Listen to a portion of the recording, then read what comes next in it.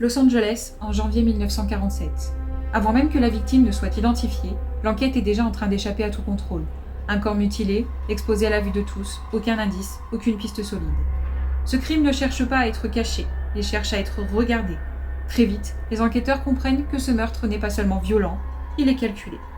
C'est parti pour un nouvel épisode de Long Mystery.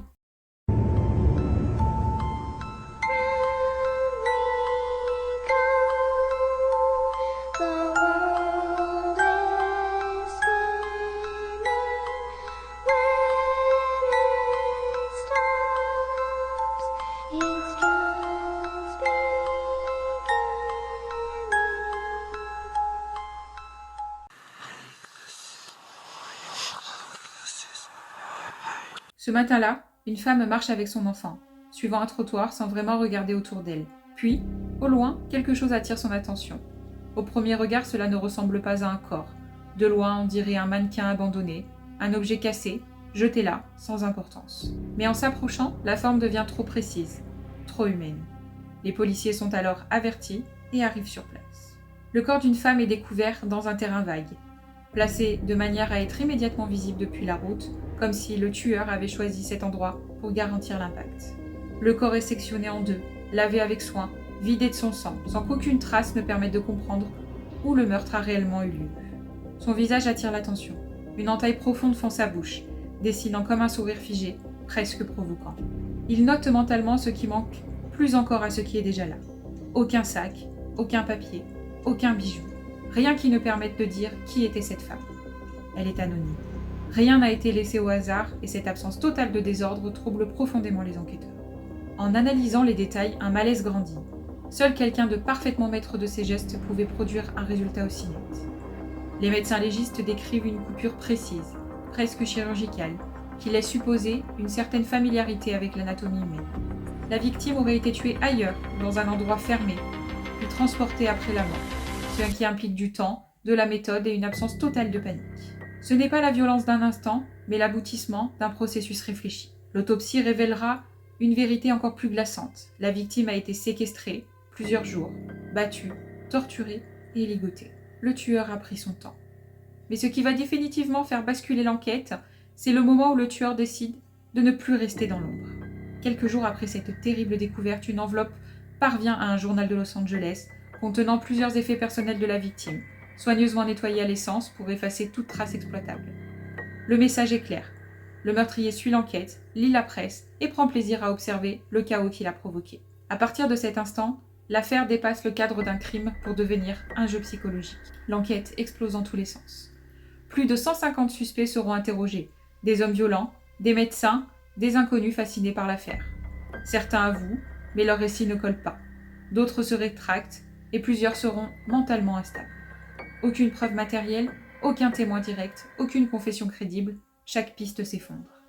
La presse commence à parler d'une femme inconnue, mutilée. L'affaire choque tout le pays. Puis, grâce aux empreintes digitales envoyées à Washington, l'identité tombe enfin. La victime s'appelait Elizabeth Short, elle avait 22 ans. Très vite, les journaux lui donneront un surnom inspiré d'un film populaire de l'époque et de son apparence sombre, le Dahlia noir. Elizabeth Short est née le 29 juillet 1924 dans le Massachusetts. Son enfance est marquée par l'absence, son père disparaît brutalement laissant derrière lui une famille ruinée. Très tôt, Elizabeth comprend que la stabilité ne fera pas partie de sa vie. Fragile de santé, rêveuse, elle grandit avec une obsession, Hollywood, le cinéma, les projecteurs et la promesse d'une vie meilleure. À la fin de son adolescence, elle quitte l'Est des États-Unis et enchaîne les voyages. Elle vit chez des amis, des connaissances, parfois presque sans argent. Elle attire l'attention par son élégance, des cheveux noirs, des vêtements sombres et un maquillage soigné. Elle se crée un personnage, comme si elle jouait déjà un rôle. À Los Angeles, on commence à la remarquer. La presse dira plus tard qu'elle aimait porter du noir avec une fleur dans les cheveux. Sans le savoir, elle était déjà en train de devenir une image. Début janvier 1947, Elizabeth Short est vue pour la dernière fois vivante. Personne ne sait exactement avec qui elle passera ces dernières heures. Personne ne peut dire où elle va vraiment. Puis soudain, elle disparaît. Pendant plusieurs jours, personne ne s'inquiétera réellement. Elizabeth a l'habitude de s'évanouir dans la nature. Mais cette fois, quelque chose est différent. Elle a été retenue captive, puis assassinée. Les années passent, les preuves disparaissent, les témoins meurent et les souvenirs se déforment. L'affaire devient un dossier poussiéreux, un échec que la police préfère oublier. Elizabeth Short n'obtiendra jamais justice. Il ne reste qu'un corps mutilé, une enquête sabotée par la précipitation, un tueur qui n'a jamais payé et une certitude glaçante, le meurtrier du Dahlia noir a gagné. Il a transformé un crime en légende et une victime en mythe. L'affaire du Dahlia noir ne s'est jamais vraiment terminée. Elle ne s'est pas résolue, elle s'est simplement éteinte, lentement. Elizabeth Short n'a jamais eu le droit à un procès, jamais à un visage à condamner. Le tueur, lui, n'a jamais été puni. Il a peut-être continué à vivre, à aimer, à croiser des inconnus dans la rue, peut-être même à suivre l'affaire dans les journaux, en souriant. Car le véritable échec n'est pas seulement l'absence de coupable, c'est le fait qu'un crime, aussi méthodique, aussi réfléchi, ait pu disparaître derrière les bruits médiatiques, les erreurs humaines, la peur de mal faire et le besoin d'oublier.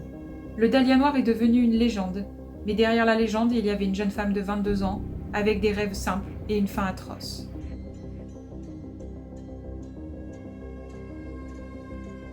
Si tu veux découvrir d'autres histoires vraies, qui n'auraient jamais dû rester sans réponse, abonne-toi. Certaines affaires ne meurent jamais, elles attendent.